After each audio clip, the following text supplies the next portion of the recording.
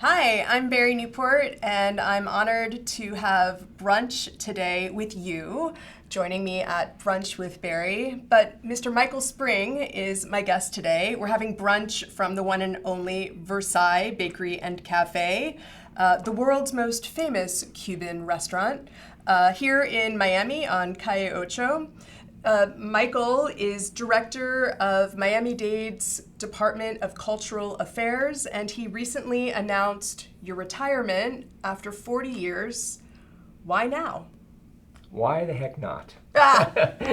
40 years is a long time, and it's time to make way for new vision, new energy, all of that good stuff that's going to take the department and the cultural community to even greater heights. And so, I said this to our mayor, Levine Cava, when I told her I was retiring. I said, there's no better time to retire than when things are in great shape. Right. And the department's as strong as it's ever been. It's just filled with leadership, both staff leadership and board leadership, and it's the right moment. It really is the right moment. You said you had, obviously this is a big decision that you've thought about for some time. You were mentioning that pre-pandemic it was something that you had wrestled with, but during the pandemic you felt like you wanted to make sure that all of the things that the entire department had put into place all those years previous remained intact. What has gotten stronger since the pandemic, and was that, it seems to me that things have shifted so greatly just in terms of how information even travels. Sure. In the last 5 years. Yeah. So I think, the coming out of the pandemic, the arts community seems to me to be more determined and stronger than ever here. And in fact, some nonprofit arts organizations are actually doing better financially than they were pre-pandemic. I've especially watched this where museums are concerned. Right. And so many museums are now operating with surpluses, and before the pandemic they were operating with deficits. And so it's great for me to see that organizations tightened their belts. Mm-hmm. They took full advantage of all of the resources that were available to get through the pandemic, and they've come out the other end stronger than ever. And one of the great things to see is the rebound of audiences as well. Mm-hmm. This is not universally the case, but with many museums and many of our performing arts groups, audiences are beginning to come back now stronger than ever, in the same way that visitors are coming back to our destination stronger than ever. Mm-hmm. And so we're seeing record numbers of tourists come to Miami to enjoy this place, spend their money here, contribute to the bed tax, which of course contributes to my budget. And so in general, the arts community is doing almost better than ever right now. I know the national press is almost on a daily basis reporting these existential problems, certainly with theater and performing arts. Right. I was telling you that Gable Stage at this moment is actually, our numbers are stronger, our subscriptions are way up. Yeah. And I feel like we're actually on the cusp of something really exciting. I imagine from your perspective, looking back to 1983, when you started in this position, the cultural landscape must have greatly evolved until now. Can you shed some light there? Yeah, it did. Back in the early 80s, Miami was a very troubled place. There were race riots here. There was a small town mentality. We were still in the mode of kind of a sleepy seasonal tourist destination. And when we began our work here at the county, the civic leadership of this place was beginning to think about it in a different way, right? They began to think, Miami could be more than that. And so we immediately jumped in and said, imagine a great metropolitan area that doesn't have an incredible art scene. Right. And you can't name one. And so we insistently made the case that you had to invest until it hurt in terms of building a great art scene that would in turn make Miami the kind of destination that people were beginning to think we deserved to be. And so, I often say that in those days, in the early mid 80s, Miami's aspirations were to be more like Atlanta, which we laugh about today, right? Because not that Atlanta's not a great city. Atlanta's a great love city. Atlanta. Yes, we all love Atlanta. But now, we put ourselves in par with any of the major cultural capitals in the world, and especially for diversity, vibrancy, and innovation. Miami in some cases is unrivaled. And so we're really proud of that. But in the early 80s, it was really sort of small scale. There were some really incredible artists and arts organizations working here. But when we did our telephone directory of the arts community here, there were about 100 nonprofit arts organizations. And today they're closer to 1,000. And you probably could have counted the number of artists that were living and working here at under 1,000. And today there are thousands of artists of all disciplines living and working in our community and doing incredible work. Yeah, really unique work, distinctive for Miami. I think a lot of people may not know, I don't think I knew until I moved here, that Miami-Dade County is the third largest cultural arts budget in the country after New York and Chicago. That's right. Yeah, that's accurate. And we're really proud of that too, that we've built sort of a powerhouse Department of Cultural Affairs, which is very pointed towards supporting artists and arts organizations. And so, we're really deliberate about the way that we invest public resources in terms of building and strengthening the arts community here. And as you were alluding to earlier, Bari, we really firmly believe that a place that's great in the arts supports new work, right? So, whether it's artists making new work or nonprofit organizations premiering and showcasing new work, and especially new work that has a voice that's distinctive to that community. And this community has such a unique voice that's based on all the different cultures that have landed here and are beginning to evolve here in Miami. Right, versus like traveling art coming and then leaving again. Right. And there's nothing wrong with that. I mean, I often say, almost any place with enough resources could have the Cleveland Orchestra, and we're grateful that we do have the Cleveland Orchestra do a residency here. But it's not every place that can have a Miami City Ballet or a Gable Stage or a New World Symphony. You know?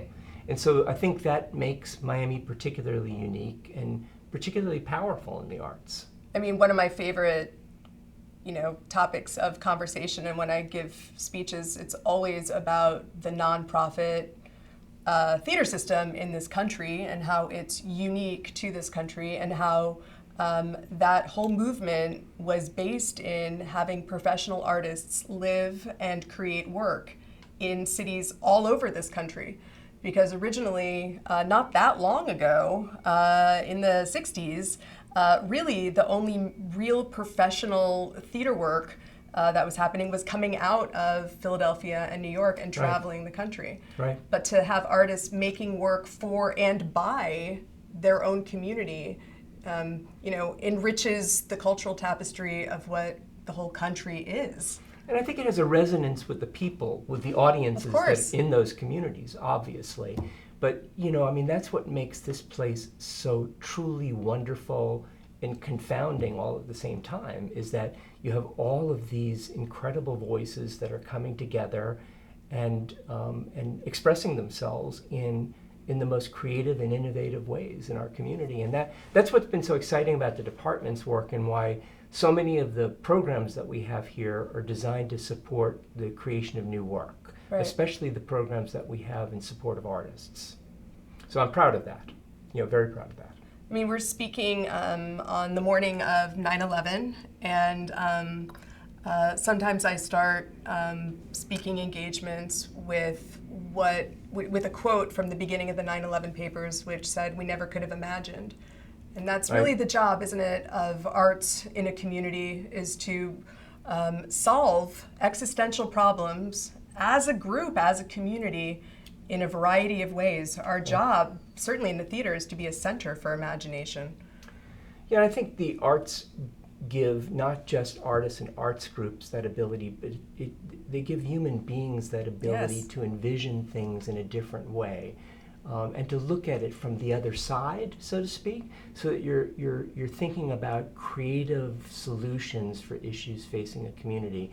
I mean, it's really interesting to me to watch how artists and arts organizations are mobilizing around some of the key issues of our time, and beginning to lend their voices towards not just creating awareness, but creating solutions for those things. And so that's exciting to me. And I will admit to you, and this is not anything that's commonly known, and now it will be, that 9/11 is my wedding anniversary. Oh, is it? It is. Happy anniversary! Yeah, thanks. Yeah, and I was reminiscing with my wife the other day, saying the year after the 9/11 tragedy, we decided to venture out and go to dinner. And there were only 2 couples in the restaurant because people were still mourning over it, and the other couple was celebrating their wedding anniversary too. So, talk about strange. Yeah, I mean, I don't know. Art chronicles the human experience through a variety of lenses, and I mean that story alone is just one of the many, many lenses that that shape each one of our experiences. Yeah, and I think, we just took it as a symbol that you have to get back out there again, just like you do after a hurricane or after a pandemic. And, people have to continue to live their lives and celebrate the things that they can celebrate. Right, exactly. Yeah. The ability to create, I believe, is a God-given tool, that gift, really, that brings us closer to the creative spirit, whatever that is. And we all can do it. Like, every human can create. We all have that ability. We all are artists within ourselves. I know that you are also an artist. Are you going to be spending more time creating work yourself? Probably, yes. Yeah. I mean, I've never stopped, but certainly the kind of job that I have doesn't provide a lot of free time to do those things. So it'll be great to have the time to do, people ask me, well, what are you going to do, when you're retired? And my answer has been anything I want to. Yeah. So that'll be fun. It'll be fun to do what I want to do when I want to do it, as opposed to, answering questions from elected officials and dealing with the latest onslaught of emails and all the rest of that. So, speaking of elected officials, a huge part of this position is advocacy. What are the things that you have beat the drum on with elected officials over all this time? What is it that you most want them to know? We had a budget hearing last week here, which is a public hearing for citizens to come and talk to our elected officials about the upcoming year's budget. And, one of the things that's particularly satisfying to me is that we have a 13-member county commission, and every single member of that county commission is supportive of the arts. And in many cases, many of them want more arts in their district. And in fact, in the public commentary from commissioners after the general public had their say, that's what we heard from commissioners, that they wanted more art in their communities. They wanted more buildings, they wanted more activities, and that's the best possible position to be in if you're in a Department of Cultural Affairs. Now it's just a resource issue, right? You have to tell them that if you want more things, you have to invest more resources in those things. And so to get to this place, we've used an arsenal of arguments with elected officials that range from the economic argument, right? The impact that the arts have on the local economy. And I'm happy to say by the end of this year, we'll have a new economic impact study release. Yeah, good. So, which will be a lot of fun for Maria Laura and the team to promote, because those numbers are going to really be impressive. And Maria Laura has been with you for 20 years. Yes. And will be the interim director. She'll be the interim director. We're hoping that the interim is removed soon, because she'll make a great director of the department. But she'll have that tool. But in addition to, and a lot of people like to hang their hat on the economic argument, because for elected officials, that's a safe argument, right? But there's also the argument that the arts change people's lives. and this is especially powerful when you point to the impact that the arts have on kids. And so when we show people that exposure to the arts, both experiencing the arts and learning how to make art, give kids these essential skills for success in life, you know, that's a powerful argument. We have a great county commissioner who has kids on the autism spectrum, her own kids. And we have programs here that deal with kids with disabilities, and the arts have shown to be powerful agents to help those kids find their way in life too.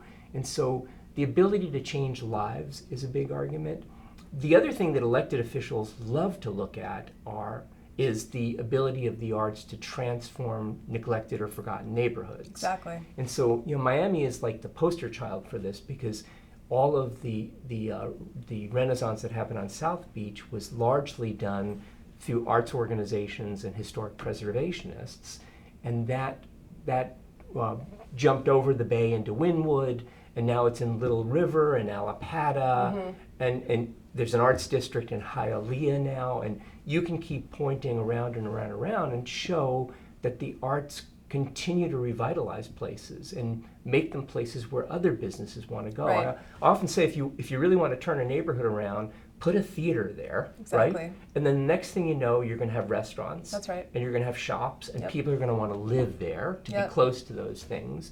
And it's the surefire way to take a neighborhood that's been in trouble and to get it back on its feet again. Yeah, I mean, well, first of all, art brings business. I mean, that's Sure does. a Yeah. known, very quantifiable fact.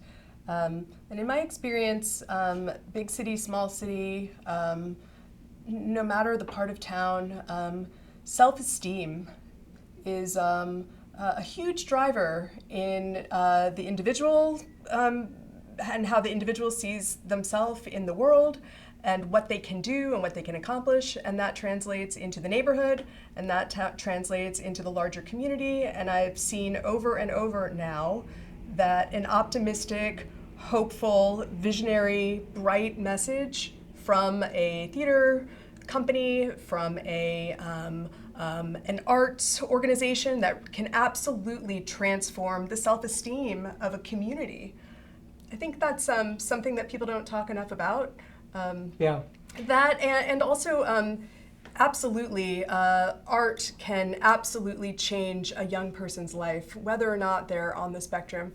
But being here, I'm reminded almost on a daily basis that it also gives a lot to the senior community. Yeah. A lot, who suffer from loneliness, and it is a very, very important aspect in so many people's lives that they find changing in the last chapter. Yeah.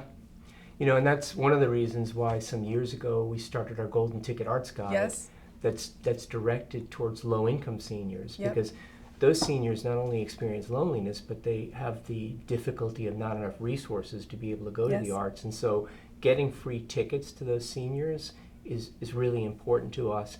And I do say with some sense of glee that it's the most politically popular thing that we've ever done, because Really? senior citizens vote. Right. And county commissioners, when we publish this Golden Ticket Arts Guide, it's one of the few things we still print. They can't get enough of them to distribute to senior centers in their district. Wow. You know, so there's a real return on the investment there in so many ways with seniors. But you know, going back to something that you were saying, Barry, I also think that in a community that's as diverse as ours, the arts provide a really great way for people to develop pride. Yes. You know, pride in their heritage, pride in the place that they're living, pride in themselves, the self-esteem that you were referencing. And so that's another way that we talk to elected officials about the arts, because our elected officials themselves represent the diversity of this place. Yep. And we can point to the things that we're supporting through the arts that are celebrations of their heritage. I'm here with Michael Spring, Director of Miami-Dade's Department of Cultural Affairs. We're having brunch. We heard that you were a cookie person. So we wanted to make sure that Versailles provided us with at least a couple of cookies. Well, thank you very much. Yeah. I will take advantage of those cookies after we finish speaking. Part of it's just a prop. Oh, I see. To be cut. We're in theater now. Yes, exactly. So allow me. Yes. Delicious.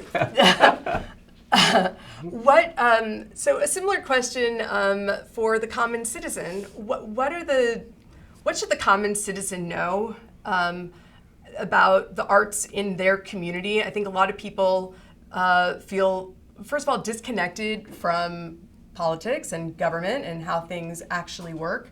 I think a lot of people also maybe assume that the arts in their community are just, going to be there. Right. I think the most important thing for people to know is that theaters and museums and art centers will welcome them, right? And that it'll be a welcoming environment, and that it's not the temple of culture, but it's the people's place. Exactly. Right? And so the thing that I'm really proudest about in regard to Miami is that the things that we've built, both organizations and buildings, are people places, and they're designed that way. I mean, to look at even the largest ones, like the new Science Museum, relatively new Science Museum, and Perez Art Museum, those are buildings that embrace people, and where people feel comfortable congregating. The theater that we built down in the south end of the county in Cutler Bay, which is now called the Dennis C. Moss Cultural Arts Center, I often say to people, if you want to see what true diversity in the 21st century looks like, go to anything there. Yeah. Because it's old, it's young, it's Anglo, it's Black, it's Caribbean, it's Hispanic, it's families and kids, and they're all there at the same place enjoying the arts and feeling as though it's theirs, that the building is theirs and that they can be comfortable there in experiencing the joy and the wonder of the arts. And so I think that's the message we have to continually promote to the public here. So it's theirs. It is theirs. The challenge is that more than half of the people that live here weren't born here. Mm-hmm. And so connecting people and cultural activities is still a big challenge for this community, because it's not like we have generations of traditions of going where you're going to say to your kids, well, I went to Gable Stage and now you'll enjoy going to Gable Stage. That those traditions are just now being built in the same way that philanthropic traditions are just being built now, and all the rest. And so it's a big challenge for this generation to do that, but it's also really exciting because creating a new kind of cultural life that isn't like the barrier-filled cultural life of former generations is a really great thing that's happening here in Miami. I try and explain as frequently as I can why certainly regional theaters are nonprofit, and how democratic it actually is here, and that if a community wants it, they can show that they want it by supporting it. Right. It won't just be there if they don't support it. It's for them. It's for the community. Which again is unique to this country, in that things aren't just given if you don't want it. Right, and it also goes back to what we were talking about earlier, which is how important it is to reach young people. Yes. Because every study that's ever been done says that if kids don't experience the arts, they're not going to be goers when they get to be adults. They're not going to be contributors or board members or subscribers.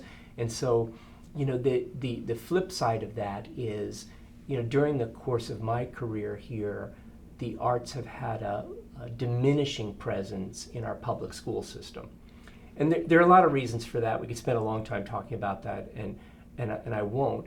But simply to say that the responsibility has fallen on nonprofit arts organizations to do this now. And it's a gigantic responsibility.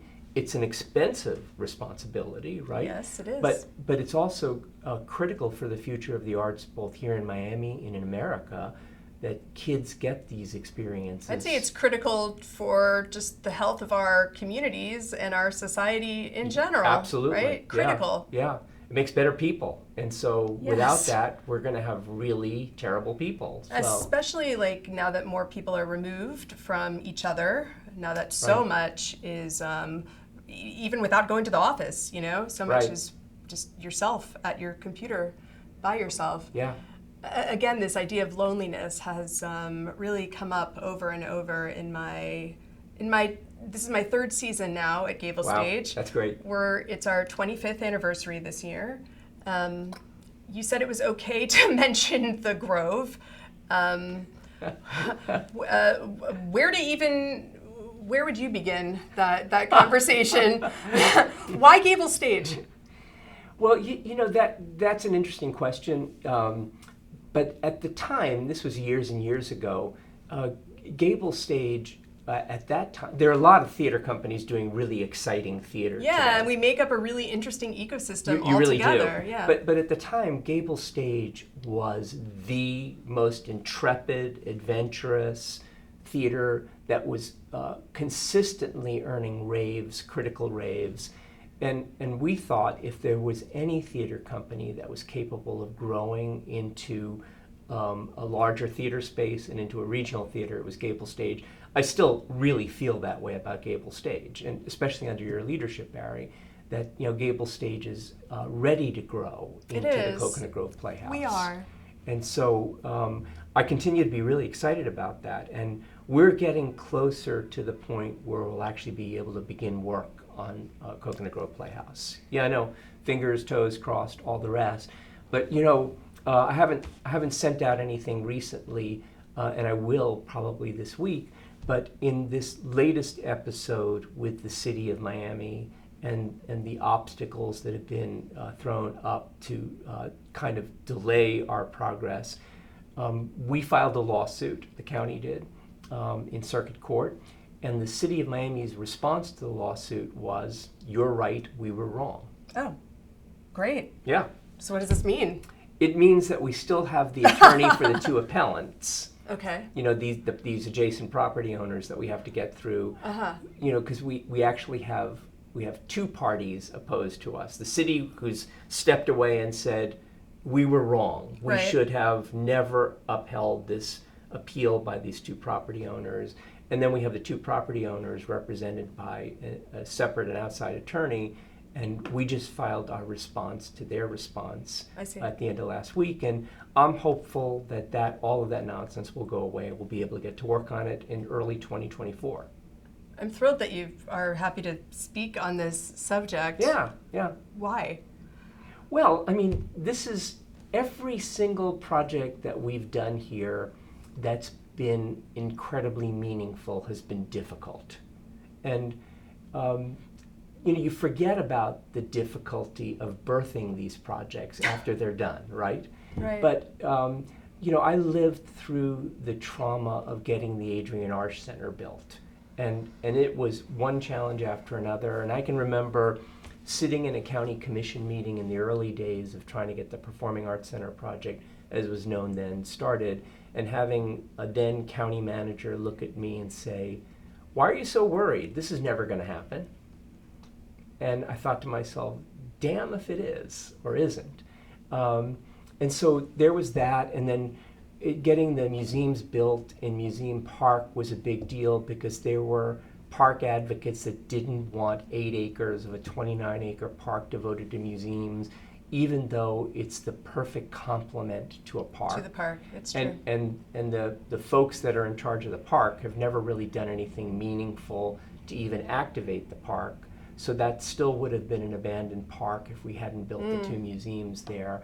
And even building the Dennis Moss Center in Cutler Bay was very difficult because of the politics around that and some of the difficulties we had with the construction company that was building the building. But in the end, they all end up being gigantic successes. And so will the Coconut Grove Playhouse. And we often find that the very people that were the opponents to these projects become, you know, the mothers and fathers of the projects, the parents of the projects, in this miraculous way of amnesia setting in about what they did before. Yeah. Yeah. Yeah.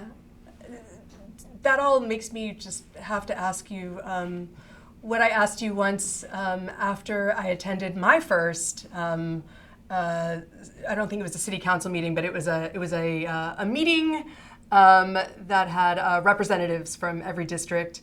And I asked you, what about your personal constitution has allowed you to navigate 40 years of really difficult, quagmires? Well, I think by nature I'm a determined, goal-oriented person, right?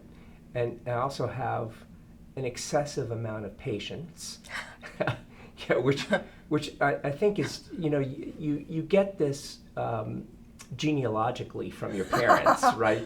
So my mother was just one of the most wonderful, patient human beings on the face of the earth, and my father was a salesman.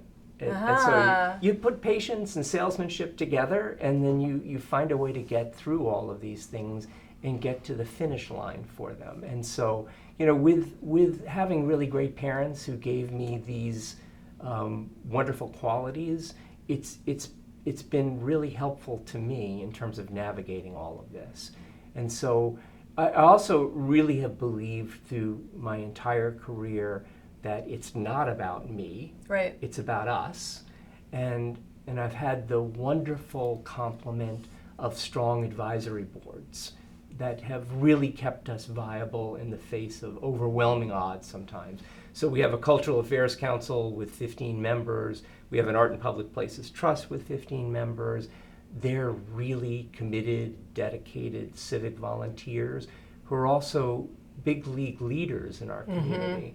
And so whenever we really needed the big push, I would turn to our board members and say, it's your turn. It's your turn to make the impossible happen. Right. And so that's been really key. And I've almost kept it as a secret that that's how you make government work better, through the involvement of citizens. But how self-evident is that, right? That government can work better when citizens are involved in pushing it to work better. Absolutely. I mean, it's the same with a board of any nonprofit organization, that the role of the board, they are advocates of the community, advocating both ways, advocating both in terms of how the organization that they're serving can best benefit the community, but also how the community can most access the organization. Yeah, it's a talk that I give to a lot of nonprofits about how important it is to nurture, care, and support your board, so that they feel invested in what you're doing. Totally. A lot of people, I think, are like, the board, and they treat them as like a necessary nuisance, right? Yeah, but they're very, very powerful and a wonderful, wonderful tool. Not more than a tool. They are the company, frankly. They're really the heart and the soul of what you do. Exactly. When you have them bought in fully, which is really critically important Absolutely, to do. Which is about education. Constantly. So we have an incredible board, and we've had a succession of incredible boards here that have really helped us with this work. And so it's been a gigantic team effort. I also really believe, and I know a lot of people say this about the people they work with, but surrounding yourself with the best and the brightest is really important to do. And in the department, we have an incredible team of leaders. I often just feel like my job is to get out of their way, right? Let them do what they really do best and get out of their way, and just be there for when they hit the wall and they need somebody to help them get over. Right. So, Well, the county's really, I can speak for Gable Stage, given us the tools and resources over many, many, many years to allow ourselves to grow and to grow our team with the best people, so that we can develop an educational program that is robust and reaches many, many aspects of different communities. The word community is used so frequently, but Miami is made up of so many communities within communities that even defining who you're serving, I think, is a very important initial question, at least for me. I don't want to take up too much of your time because I know every second is now critical. Since the end of the month, is... The end of September is it, and I've made I've declared a commitment to end all vocational activities after that. That's it. That's it, and which is a good thing. It's good for those that come after. But I would say, Barry, that Gable Stage is kind of the poster child for success here, and I say that for a lot of different reasons. One, that there has been a consistent commitment to quality and adventurousness in programming.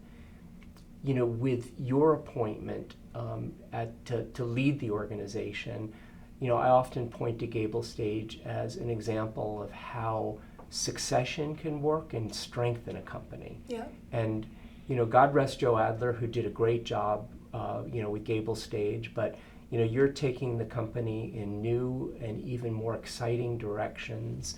And so, I think that, that gives me hope about the future of this place, is that, organizations can turn this generational corner. Yes. And go on and do even more important work in the arts and in the community as well. And I really do point to Gable Stage as an example of that, an example of how those things can be successfully done. Do you have advice for me? Just keep on doing what you're doing. I mean, I don't, I'm the least prescriptive human being that you'll ever find. All I ever wanted to do is give artists and arts organizations the resources to do what they do best without any direction from us as to what that should be. And the department is always there to help people through whatever crisis comes up. But on the other hand, we just as soon let you do what you're great at and stay out of your way too. In the same way that I stay out of the way of my staff. Well, it's been an honor. I mean, I'm truly honored, and I didn't even fully grasp that one of the joys of being in this position would be, well, first of all, to get to know you personally, truly, but also to become part of this cultural ecosystem that is not only my colleagues at the arts organizations, but my colleagues in the commissioner seats, yeah. My colleagues here at the department. The mayor has been a huge advocate. Oh yeah. Of arts, across the board, and attends. I know, it's phenomenal to have a mayor that's that attuned to what's going on in the arts in our community, and it's another reason why I feel really great about leaving now, because I've worked for a lot of different people over my 40 years, but this is the most progressive, arts supportive mayor that anyone could have ever asked for. And so I told this to Mayor Levine Cava when I told her I was leaving. I said, I'm leaving because the arts are in good hands with you. Yeah. And so she smiled, and that's all I needed. Thank you. Thank you for your time today. And of course. Thank you for a lifetime, really, 40 years of real commitment to supporting this work. In its own odd way, it's been fun. I know, right? Yeah. Yeah, I feel the same way. Yeah. I have the same, affliction. Yeah, and I often tell the folks I work with, if you can't have fun, what's the use of it? So, yeah, exactly. So we try to have fun here every day at the department, and while it's hard work, it's also a place where people can feel great about what they're doing, and in the same way that all of you that are working in the community feel great about what you're accomplishing. So yeah, it's a marathon. Yeah, it is a marathon. So I'm finishing up a brunch with Bari. Thank you for joining. Michael Spring, departing Director of Cultural Affairs at Miami-Dade County. Maria Laura is taking over, and we're in good hands. Great hands. Great hands. Yeah. It's an appointed position? Yes, so the mayor appoints the director of the department, but it's a joint appointment. The Cultural Affairs Council has to agree. And so the county code provides that the mayor and the council jointly appoint the director. We actually had to look to check on that because it's been 40 years since anybody even thought about that. And I can tell you that the Cultural Affairs Council loves Maria Laura and is confident of her ability to do the next generation of great work. I look forward to joining forces with her. Great. And thank you to Versailles Yes. Bakery and Cafe. We'll see you next time.